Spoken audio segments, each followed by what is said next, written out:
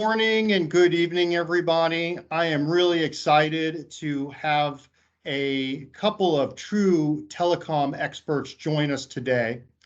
This is the USIBC and DUA Consultants webinar. We have a quarterly webinar on telecommunications issues, and we're really pleased to have this episode focus on the recently completed 5G auctions. We're also going to discuss how those auctions may impact on India's telecom sector. As I said up front, let me thank DUA Consultants for all their help in providing knowledge and insight to the USIBC platform. We are pleased, super pleased to have my friend and a true expert talking to us today, Dr. Gulshan Rai, who obviously knows India's telecom sector better than probably anyone else. And so we're really thankful, sir, for your time today. Likewise, we have Amit Kushwala from AT&T, who certainly knows global telecommunications and the telecom sector super well. I think we'll have a highly informative conversation. And with that, I imagine people do not want to listen to me. They want to hear from our experts. So the way we're going to roll this out is Dr. Rai is going to share a few slides and a few comments, followed by Amit. Is going to share a summary of his thoughts as well. And then we'll move to questions and comments. And then at the end, we can talk a little bit about how the DOT is looking at reforming the telecom sector. I think we all know there's an open consultation, and we can discuss any implications of that stakeholder interaction and how the 5G auctions may or may not influence those at all. So with that, Dr. Rai, I'm pleased to hand it over to you. I am going to share the slides that you presented to us. And so just give me a second. They typically take a second or two to load, but hopefully everybody now sees those slides. And over to you, sir. Thank you very much, Jay. First of all, I may express my gratitude to you, to the USIBC, for inviting me to speak some introduction or to speak something on the telecom sector to your very privileged member and this August gathering there. I would like to also correct you in a lighter vein, and of course genuinely, that it's Amit who is the expert. I am not the telecom expert. I had done all along my IT, ICT part. Today you can say the whatever talking 5G you're talking about it is getting more towards the IT, and that's why I agreed to, rather than shifting from the telecom and more merging towards the IT, when we are talking about complete IP protocol and complete kind of a IT and merger of the telecom sector. That's why I say, but otherwise, I will say Amit is the expert with the global DOT, the international experience, and what not kind of experience the gentleman has. But anyway, as I said, I express my gratitude to you for inviting me, for the honor given to me. So we have been talking about the 5G, and I remember today for the first time, and I'm not taking any blow my own trumpet, and I'm not taking any kind of a credit there. But the issue of 5G was being debated in the country, and it started somewhere around in 2018. That is the origin, it started there.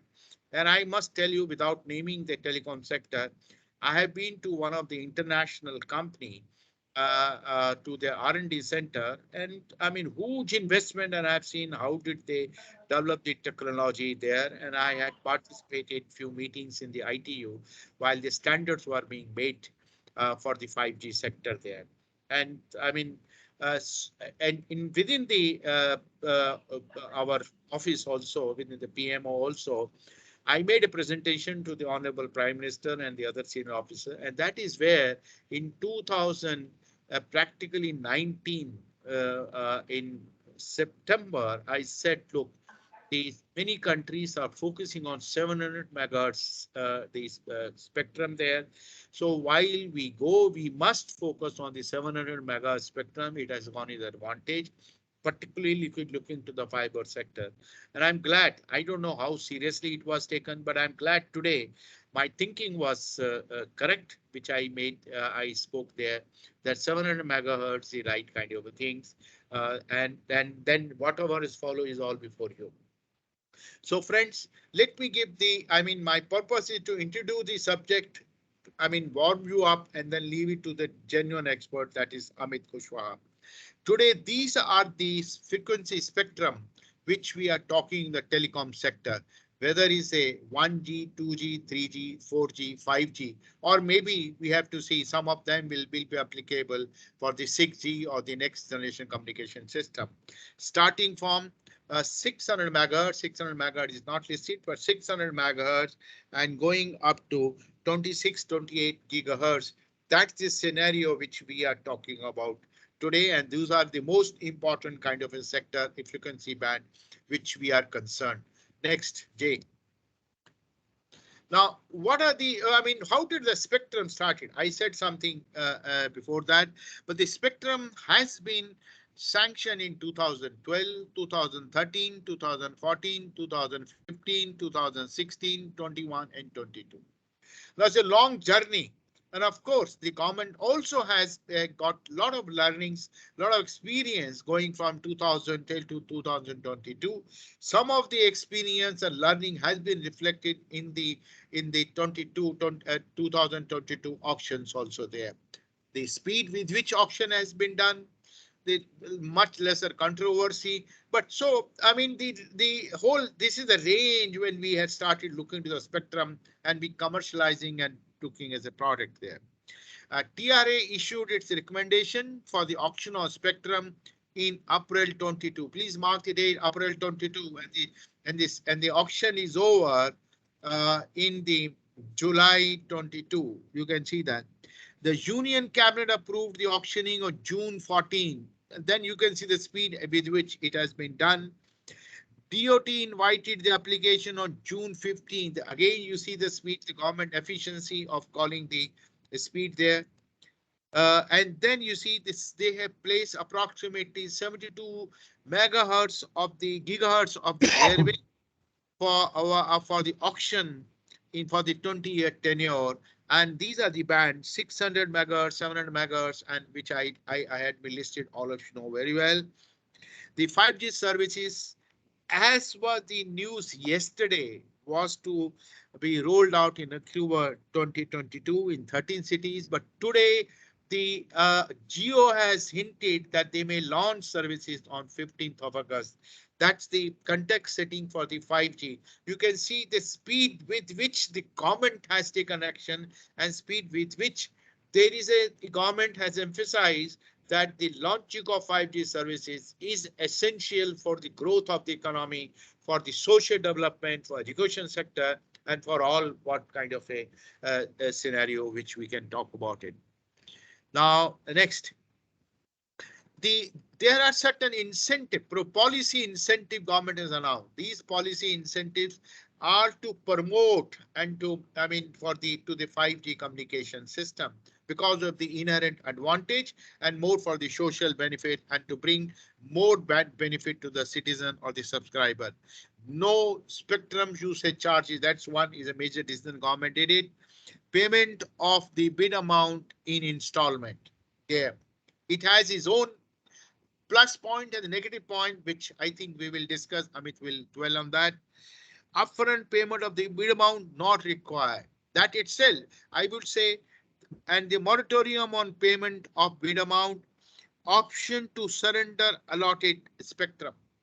Then there is a existing licensees will be allowed to combine any kind of a technology in the same frequency band with their existing spectrum holding and spectrum allotted to them. The next one is the IMT 2020 or the standard issued by ITU for 5G network. Now you look at it, this is what I was saying, 2012 to 2022, the lot of learnings has been reflected in the policy initiative that the government has announced there. Next, Jay.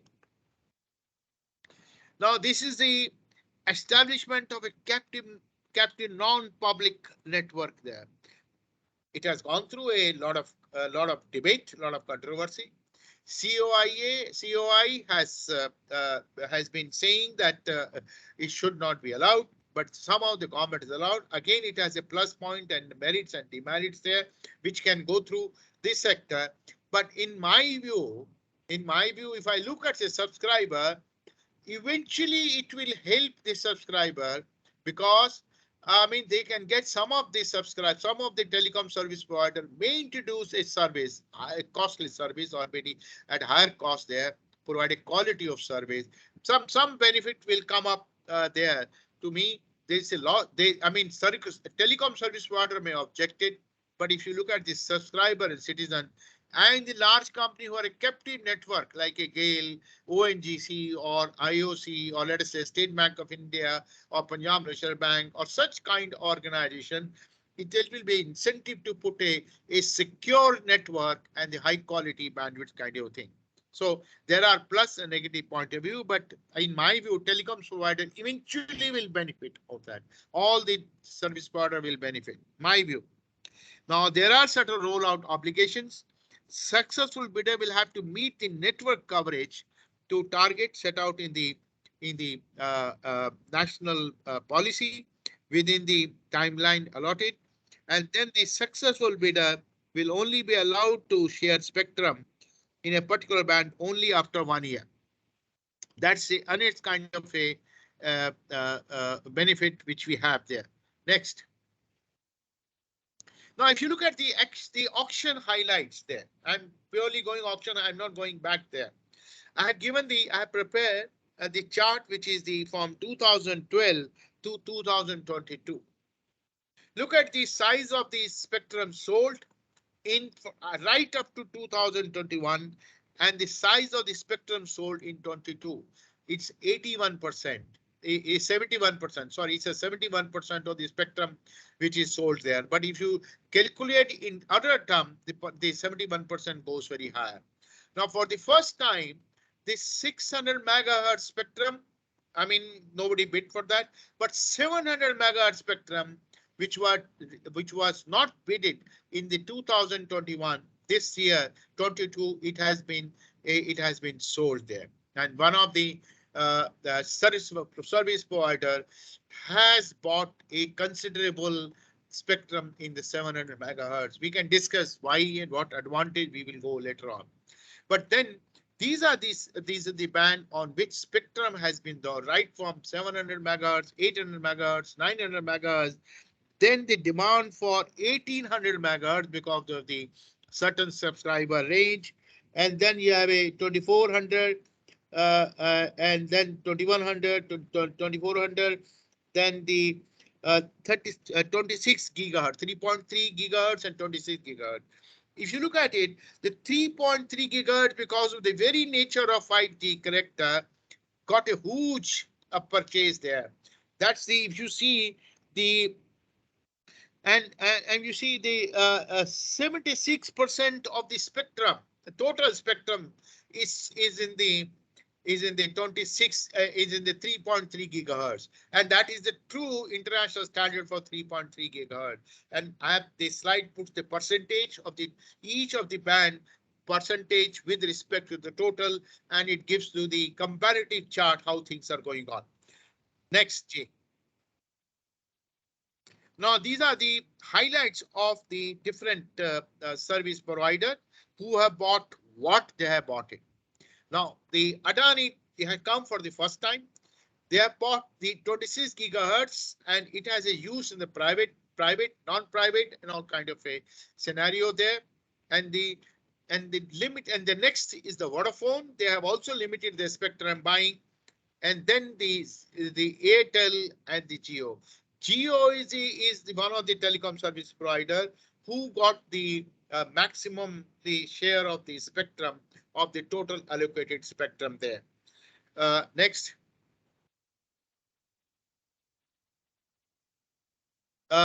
Friends, now the entire scenario, if you look at it there, I can conclude one thing, that the spectrum allocation is one aspect, which I said government has followed learning.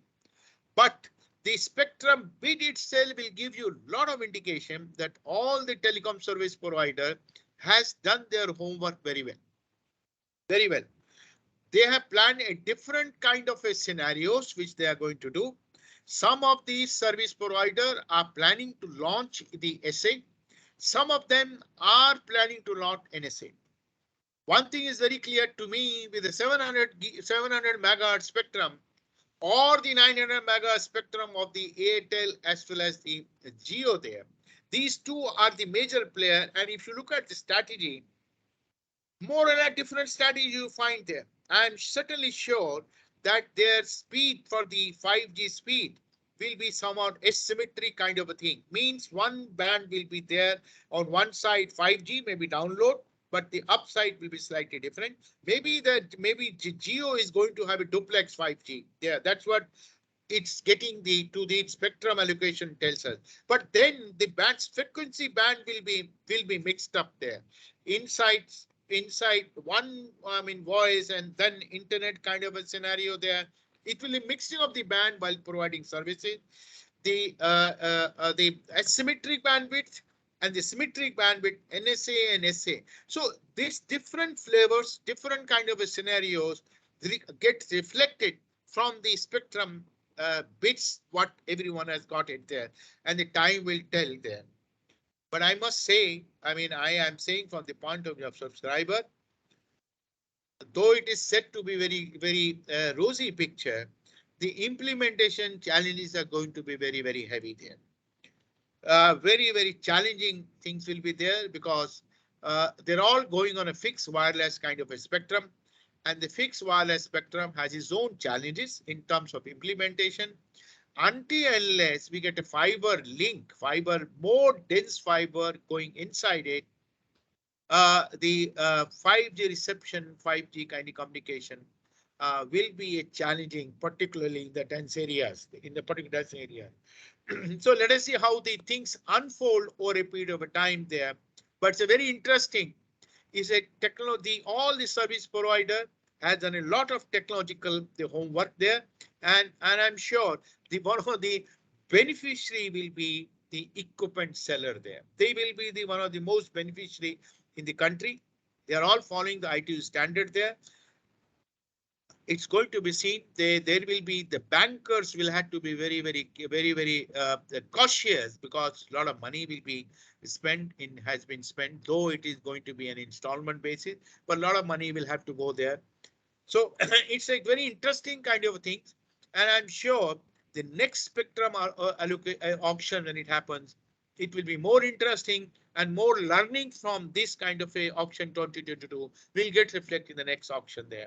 Thank you very much, Jay, for giving me opportunity, and I set the context which you wanted me to do. But now I leave it to my expert, Amit, and the younger man, Amit. Thank you, Dr. Rai. That was super informative and insightful. If I may share a couple of the things that I took away in sort of summary. One is that the 5G journey has been a long time in coming, but the government of India has improved its efficiency in auctions. And the 5G from time of announcement to time to conclusion was really quick. The second thing that struck me was the amount of spectrum that went unsold, and that in this instance, the alignment of available spectrum and what people bought seemed much closer. And that's probably because the government of India is just getting better at this. And you mentioned very willing to work with industry. The third thing that I heard you say is that there's some really interesting incentives tied to the 5G that might put the telecommunications industry overall in a stronger footing. Just the flexibility about the licensing and the payments, allowing captives and things like that. And so overall seems like the auctions provided an opportunity to enhance stability in the overall sector.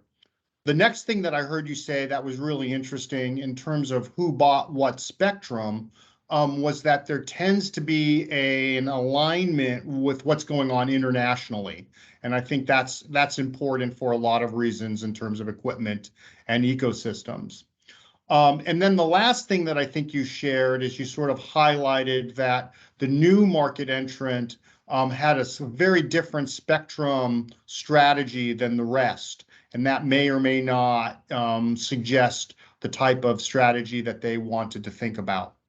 One thing that you did not mention, and I'm going to ask Amit to cover this as well, is we only talked about the private operators. We did not talk about BSNL or MTNL. Obviously, they're market players as well. They want to be in 5G, and that's another element of India still having a bit of a hybrid market, a vibrant commercial sector, yet still having some parastatals involved.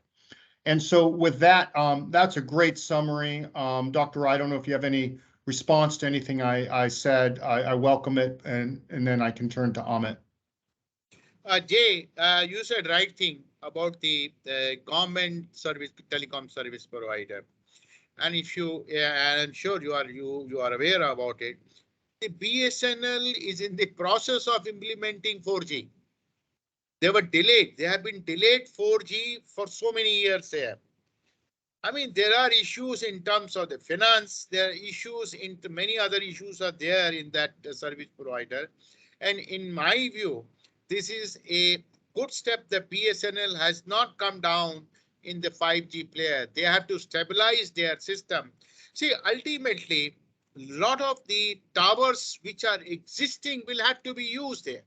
So, and the tower, it will be very difficult for them to use the 3G towers there. They're so spread out there. So spread out there. Maybe they will again go for that's a strategy which Geo has done 700 megahertz because they can use the existing towers there.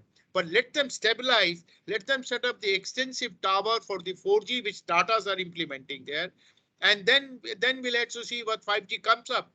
And if you see the 700 megahertz spectrum, it's a lot of spectrum is still there.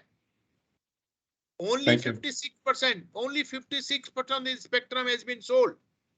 56 megahertz has been sold. Okay. Yeah. But we'll have to see out of 72 megahertz, 56 megahertz has been sold. Now we'll have, I mean, a lot of spectrum is still left out there. So there is I mean, it's sooner or later BSNL will come up, but I think it's better. It's a very wise step that they should stabilize their operation. They should stabilize their infrastructure and set the thing right, and then they come and play with that.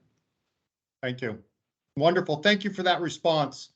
Amit, I'm going to move over to you, sir, in a second. Really pleased and want to thank you for your leadership. For those of you who don't know Amit, he is one of our digital economy co-chairs. We're really pleased to have his expertise to talk about telecommunications, not only on this discussion, but in others as well. Amit, I am now loading your slides. Hopefully this will work and you can see my full screen. Over to you, sir. Yeah, thanks, Jay, and thanks, Gulshanji, for setting the context right. I think you covered every bit of it. What I'm going to focus more is on the results and the strategy of the operators and how they will look like after this auction has happened. So let me come back, and I think the government was able to sell 71% of the spectrum in megahertz terms and 35% of the spectrum in terms of valuation. As far as spectrum proceeds are concerned, a total of 150,000 crores of spectrum was sold, out of which the major share went with Reliance, which procured spectrum worth 88,000 crores. Bharti Airtel was the second with 43,000 crores, Vodafone with 18,000 crores, and Adani with 200 crores kind of a spectrum. If we go at what they spent out, I think that is what we'll have to see before we actually are able to see what they are actually intending to do. If we go to Reliance, what spectrum they have procured is they have procured spectrum in terms of cost. They have spent 39,000 crores on 700 megahertz spectrum, and in equivalent kind of a value on 3,300 megahertz spectrum. The rest of it has gone to 26 gigahertz and 1800 megahertz bands. So I think that is what their spend has been like. So they have spent a considerable amount of money on getting the sub gigahertz band, 10 megahertz. And this mandate, I think we need to understand that they already have 10 megahertz of clean spectrum throughout India in 800 megahertz band as well. When it comes to Bharti Airtel, they have been very cautious in their approach while buying spectrum. They have actually gone smart and they have actually taken spectrum in 3300 megahertz band and 26 gigahertz band majorly, with a few pickups in 21 and 1800 megahertz band. When it comes to Vodafone Idea, I believe their consideration was the Class A circles or the metro circles where they have business, which is market share of greater than 15% market share.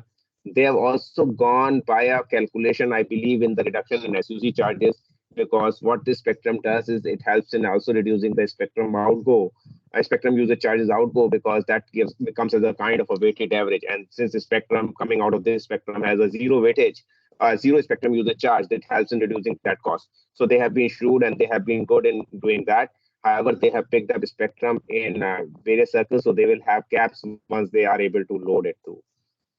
We find new interest from a new entrant, which was Adani, and we are able to get that they have taken some spectrum in 5 or 6 circles in 26 gigahertz band, and that is primarily for the provision of CNPN networks, which is a private networks. That is what the understanding is.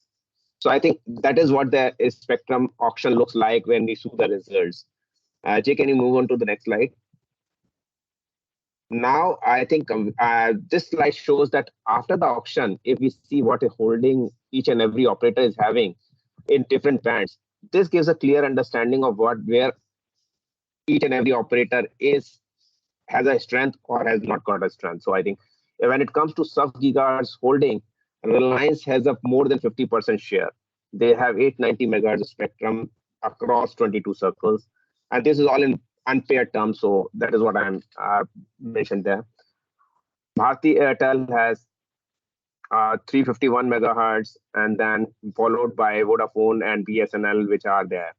So having said this, I think indoor coverage and voice is something which is primary concern for Jio, and they have been very, you can say, they have designed their network so that our indoor coverage is very, very good, because we have thick walls, and sub-gigahertz megahertz spectrum helps in penetrating those walls, and I think that will give them a very good indoor coverage.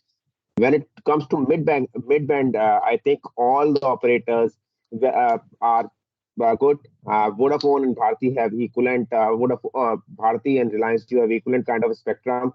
I'm saying equivalent because Airtel's large part of spectrum is also used for 2G, which might not be used for 4G and 5G. So that's why it's kind of an equivalent kind of a spectrum when it comes to mid-band. If we come to millimeter band, also, I think Bharti and Bharti and Jio are equally placed, with Jio having taken 1000 megahertz of spectrum in each circle, and Bharti taking 800 megahertz in each circle. So this is where we look. So how does the strategy look like? So just to mention that there was a mention regarding BSNL. So just to want to mention that for BSNL, government has reserved 10 megahertz of spectrum in 600 megahertz band, 40 megahertz of spectrum in 3300 megahertz band, and 400 megahertz of spectrum in 26 gigahertz band. So that has been put reserved for them, and the auction has taken only for the balance spectrum. So that is where we are. And with this strategy, it seems that Reliance is likely to go for a standalone mode, wherein you can see all the benefits of 5G. And that is what it appears from this, that they are trying to go for a standalone mode. Bharti, because they haven't taken sub-gigahertz spectrum, seems to be going for an NSA mode. And Vodafone, I believe, is still searching out. As far as the vendor strategy is concerned, there are newspaper articles which show that both Jio and Airtel have given orders to Ericsson, Nokia, and Samsung, all three vendors. So, and they both are intending to start services in 5G in this month itself. So this is where we are as of now. Thanks, Jay. I think we can move on to questions. Great. So Great. Thank you, Amit. That was really, really helpful.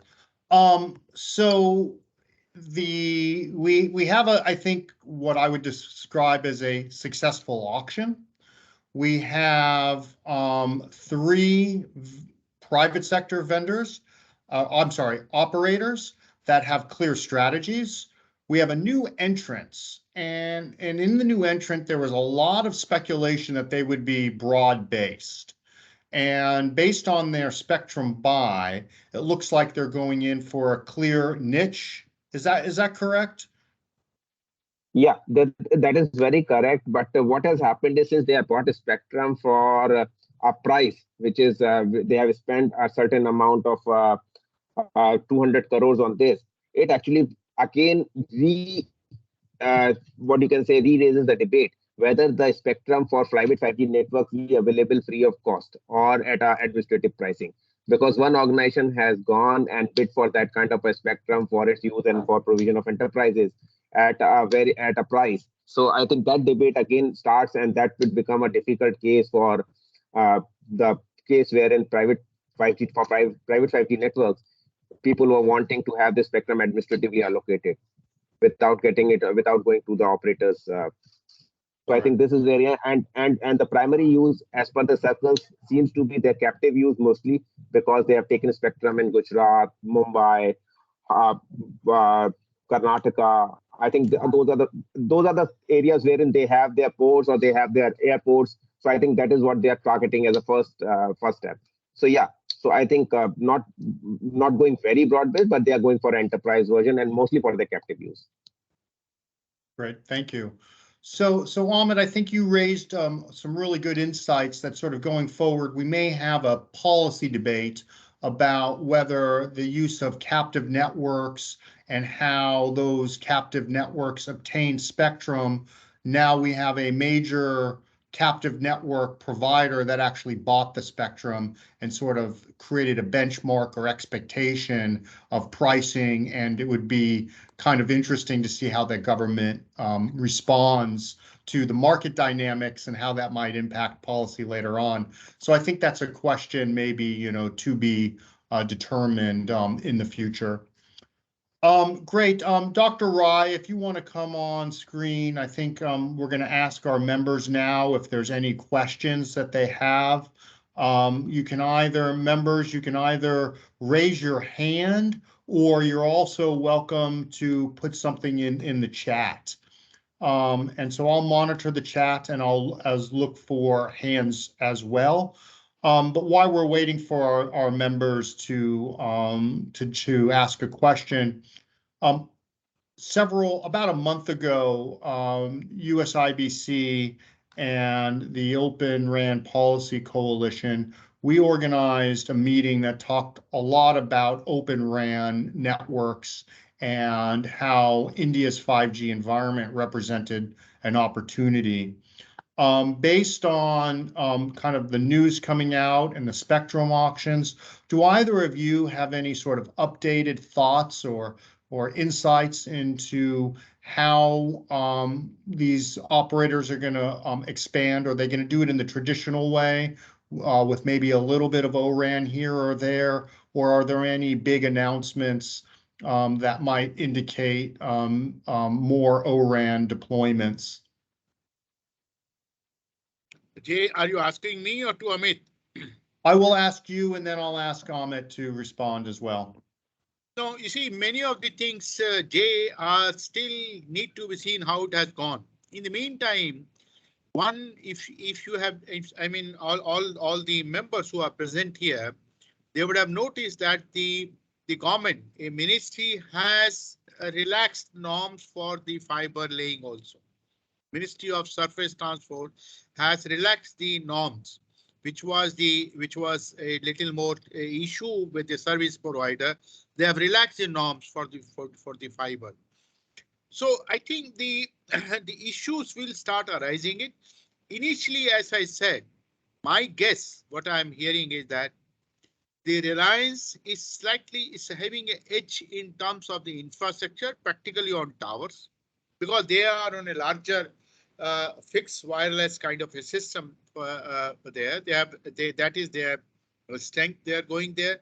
So they may not need, they will be able to use the existing tower infrastructure, their infrastructure, and they have a better penetration of the fiber than compared to any of the service provider there. But Bharti will have an issue. So there will be initially the open on closed RAN, the issue will not rise, but I think this issue will become important by the end of this year. And then the government also has to come with the policy, which kind of a system they are permitting it. It has its own implications there. Implication range from the including the security and radiation and all kind of systems are there, and the fiber also there. So I think today the issues are open. Initially, they are all going in the urge of launching the system there, and slowly, as a period of time, they will all put the in a system. But to me, it appears it will eventually come out to be open RAN. Because Great, thank you. Portability need to be implemented, which is an order of the day today. Your roaming need to be implemented there. I mean, I can get into that. So all these things will lead to open RAN there. And anyway, the internationally standards have emerged, which allows the open RAN to be set up there. Great, thanks. Ahmed, over to you. What are your thoughts on this? No, I agree. I agree with Gulshanji, and when he said that, yeah, the first and foremost requirement is the urge is to actually launch these services without any further delay. So on that account, I think everybody is going with tried and tested method of actually going ahead with these vendors. But over a period of time, whether it's Jio and whether it's Airtel, both are into talks with ORAN, and they will at some point of a time try to migrate their networks or bring in a part of their network on ORAN. Great. I want to see if anyone in of our members have a follow-up question. Oh, please go ahead, Dr. Rai. Jay, one thing I must tell you. 4G is still going to be dominant kind of a frequency spectrum which is going to be used. The usage of 4G kind of technology itself demands that you have to utilize the existing your towers, existing infrastructure. That itself demands there. I'm just going to restate that because I think it's really critical that despite the auctions for 5G, 4G will remain the dominant generation for the next few years. Thank you. That's really good insight. Aditya, you have a question, sir. Yes. I wanted to ask, with the auctions over, can we say that the telecom, financial crisis is over at the high level? It's very difficult to say, Aditya. The financial crisis is over or not over. It's very difficult to say. This is a battle which emerged to be, which became a more a political nature there. I think but there will be a stress on the banks there. So ICICI Bank has made a very positive kind of a bold, spirited statement there. But I think the putting the installment there, it will take away certain load on the banking system, particularly today's environment there, where the economy is a lot of pressure on the dollar, and the entire equipment, large part of the equipment is going to be imported. It will be a pressure on the financial banking system. Certainly, it will be a pressure. So my guess is, as I said, if you look at the announcement, is 13 city. You look at the 13 city where the demand is going to be high. So I think they will stagger the financial capital requirement over a period of time. And if you notice the media, Reliance got investment from Google. You see that? So, I mean, all these things are happening together. So there is a pressure, they realize pressure, and the capital is an issue there, is a spectrum there. But had it not been installment, things would have been much worse. And this much spectrum wouldn't have been sold out had it been not installment. There's one thing very clear to me. I feel that. I presume that it will not Thank come you. to that success there. 71% of the spectrum being sold is a good success by the government, claim it. And the Honorable Minister himself is saying that. Let us admit and let us give credit. And it's a credit is not only to the government, credit is a telecom service provider. These whole discussions have been going on for a long time. I said from 2017, 18 is going on, and 21. That really, catalyzed kind of a learning. Government also learned that 21 didn't do well, then kind of a thing there. So I Okay. think whole thing is a larger part of the journey, which will get unfolded over a period of time. Every service provider has their own schemes, has their own strategy. They have tied up. But I think the last mile kind of issue in this structure, they need to be finalized depending upon the experience and how the progress of implementation goes there. Okay, thank you. Amit, from your point, just to answer, to go back to Aditya's question as well, does this change any of the financials? Do we feel like this was a mature auction where, companies are ready to move on in financially sound ways? See, I think uh, it is kind of the auction results have kind of indicated that all is not fine as of now for the industry. If we see the three players, two of them have actually gone ahead and procured bulk of the spectrum.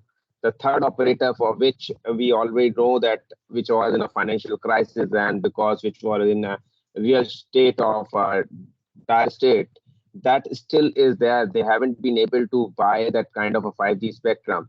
But having said this, I think lots needs to be seen because 5G, by the time it is actually deployed, it will be approximately maybe 1.5 years time by which we see that a significant amount of 5G is deployed.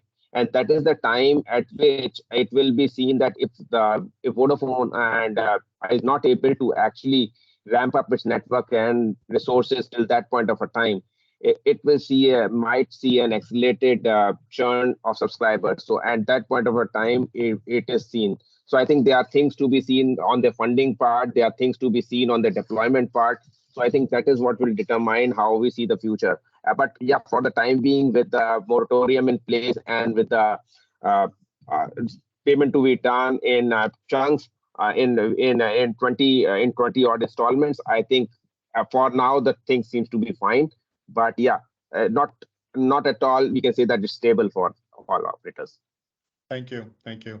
I'm going to ask members to raise hands or type in questions if they have them. Amit, I have one more question for you. We've been talking a lot about facility-based operators, companies with facilities in India, they're buying spectrum. We do know that several American companies, yourself included, don't actually have facilities in country. How does the 5G auctions and now having that access through some of your partners, how does that change sort of the corporate enterprise piece? Is it really the captive networks, or are there other elements that this might create opportunities and economic benefits for companies that are operating in India or outsourcing in India or have global in-house centers and that sort of thing? If you can help us understand how this might impact that group of members and companies, that would be great.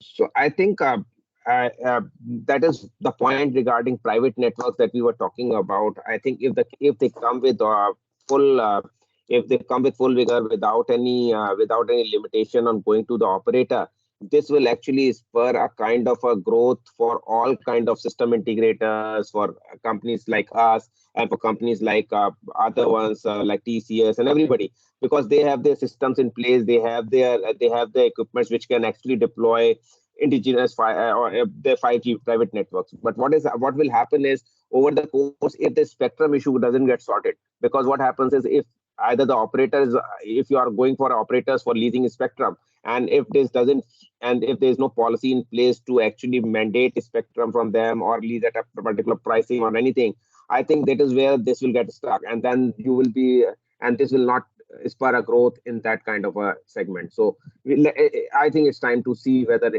what will happen in that ground, because private networks which have really actually taken the entire enterprise to a different level altogether.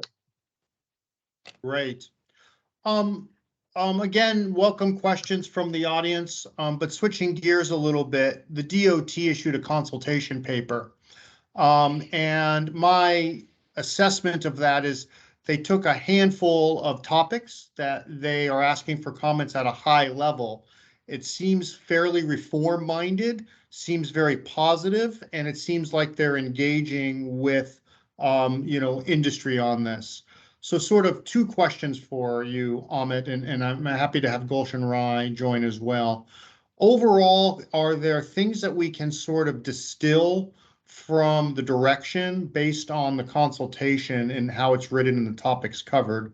That's my first question. The second question is, I think everyone here on this call has probably heard that the government retracted the privacy bill out of Parliament. And on the IT side, there's been talk of a Digital India Act. Have you heard of anything where some of the telecom reforms and the Digital India Act, are we talking about different strands of consultation and policy making, or might they merge, farther afield as the government moves forward? So just to summarize, the first question is narrowly on the DOT, kind of your sense of its topics and reform orientation. And the second, where do you see some of the telecom reforms going, and might they be merged to some of the, Digital India or Convergence Act sort of thinking in the past? So I think I will answer the second question first, that as of now, it seems that these are two separate tracks, and IT law and Digital Act and the telecom reforms seem to be going in parallel. So they are two different streams. As far as the need for reforms is concerned, I believe the government realizes that there has to be a simplification of the regulatory framework and the laws. What I'm not able to understand is quite a simple thing. Maybe I'm not reading in between the lines. Is that what they have tried to address is that they are trying to say simplification of regulatory framework, or they are trying to say about rationalization of penalties or ROW or anything. If we see the Indian Telegraph Act, it's a fairly simple act. It only says one thing: the Indian government is empowered to issue licenses under Section 4 of the Indian Telegraph Act. Nothing more than that, and I think it's a fairly simple act. Every other complexity is getting derived from the license itself. So is it a license that needs to be reformed, or the telecom law needs to be reformed?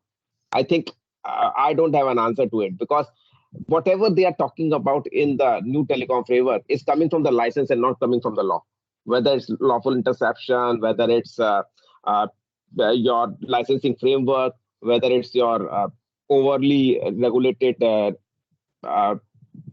sector, or whether it's spectrum management. So I think all of this which are coming is coming from the license. So even penalties.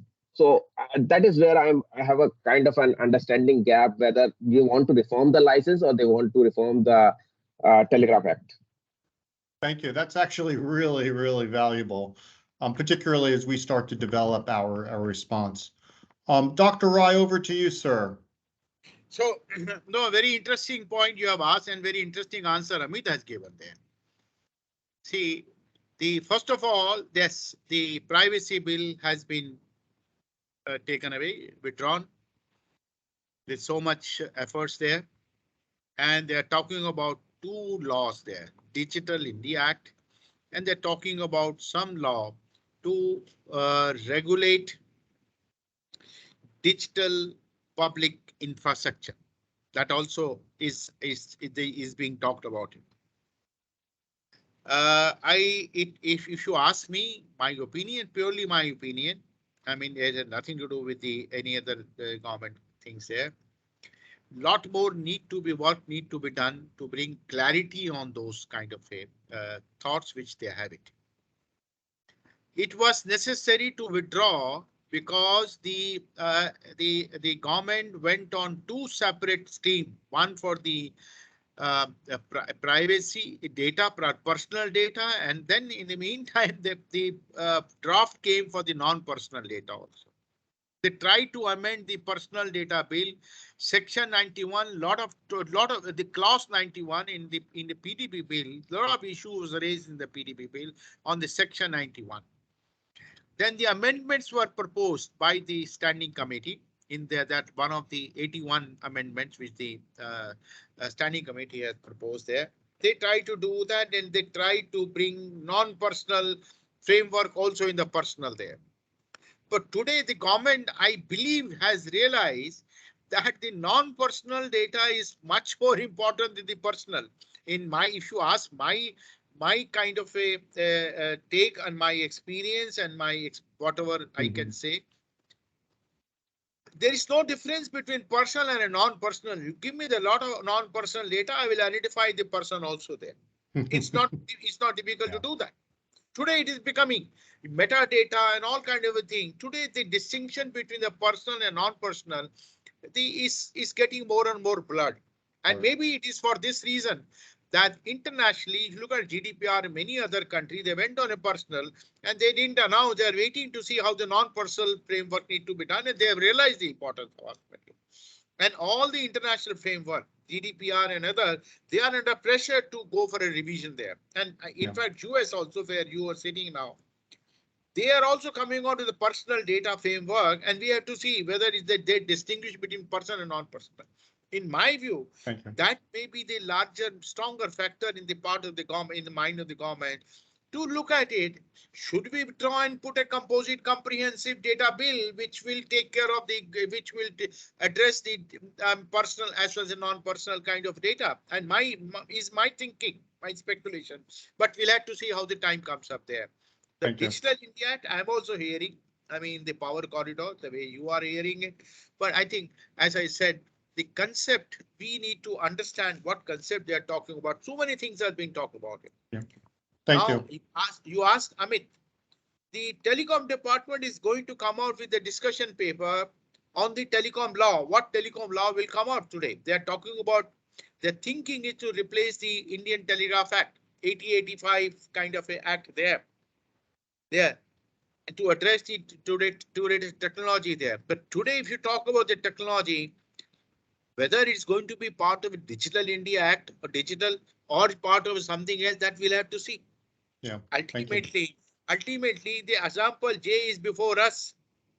In the rules published under section 69 or 69A, the INB and the MIT have been clubbed together.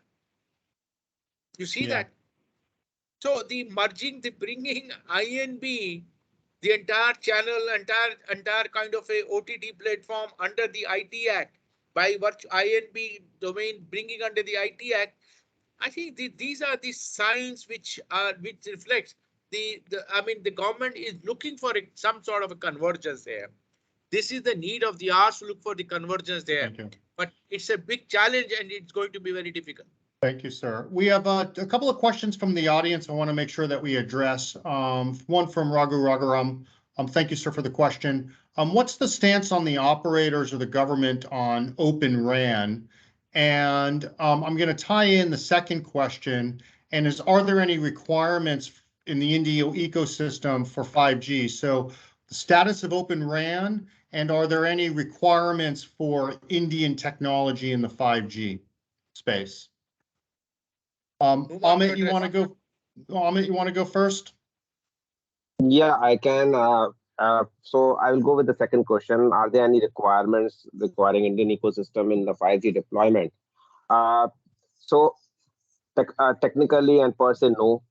There's no requirement. But what is happening is there is PSNL and MTNL which have been mandated that they actually go ahead and deploy indigenously built 5G. So that mandate has been poured on at least PSNL and MTNL.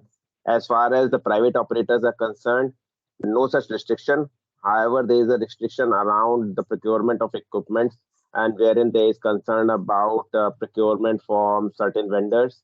So that has been there, and that is the reason why Airtel and Jio have all gone with Ericsson, Nokia, and Samsung. And the third is the requirement of Indian production. I think government has come up with the PLI scheme and incentivizing these vendors to come up with the Make in India and do everything in India. They are also a part of this and they are taking this.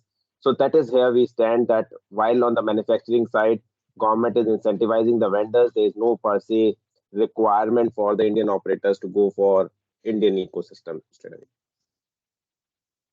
As far as the ORAN, the stance on ORAN is concerned, I think even the government and operators are promoting it. However, since the technology is still to be proven and we want to go ahead and rush ahead with the 5G deployment, as of now, it's said that they are at the first instance, they are going ahead with the tried and tested approach of going ahead with the vendors. But over the period of time, as the technology matures, they will look forward to replacing with ORAN. That is what I understand. Thank you. Dr. Rai, anything from you, sir? No, I had answered your the first part. I answered in my when you asked me that I answered. Today there is no fixed policy from the government. Not only from the government, even service providers are not very clear how they will go about it. They're all wait and see, as Amit has said, tested and try to launch it. Those kind of priorities are there. The second part is more important. The one aspect Amit has answered correctly is the policy part. The second you use the word technical requirements there.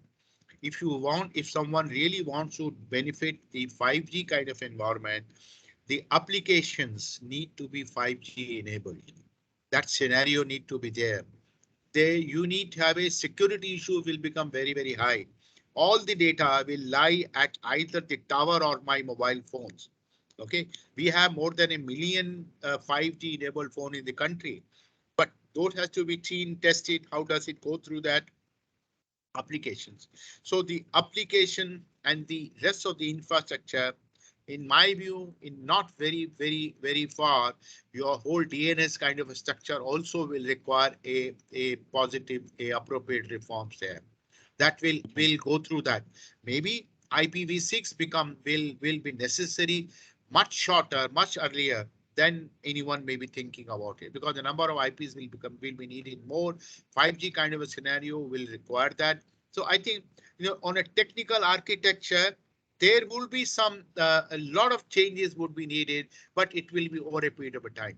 As I said, today, no application is structured or set up to suit the 5G kind of a scenario there. They need to be done. My architecture, DNS, security will have to be evolved to handle that. You see, in a 5G, you see, if I divide the entire 5G kind of a communication, I will divide into 3 block parts. One is the subscriber end. In between, you have the telecom service provider. Then there is a cloud. And if I club the cloud and the service provider towards one, though actually there will be 2, but if I club that one, the other end, then subscriber there. In the entire telecom service provider plus the cloud, multiple huge numbers of protocols will be flowing there. Huge number of protocols will be there. And the data becoming at the tower, at the my telephone end, will require a stringent DNS and the security requirement. That will dictate my security architecture of the entire implementation. So it's a long affair, Jay, long affair.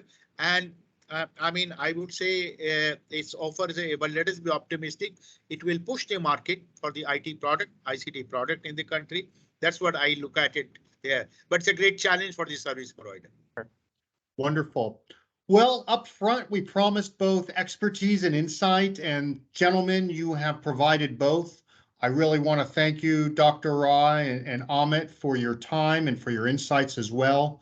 We will make these slides available for anyone who wants them.